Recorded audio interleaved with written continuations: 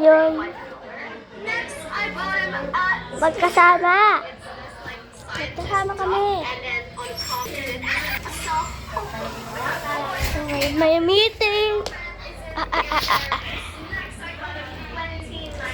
So, kayo kaya sa vlog natin.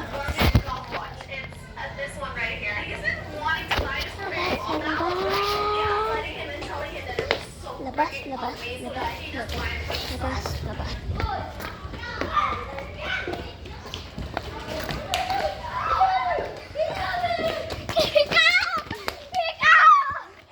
Alam mo.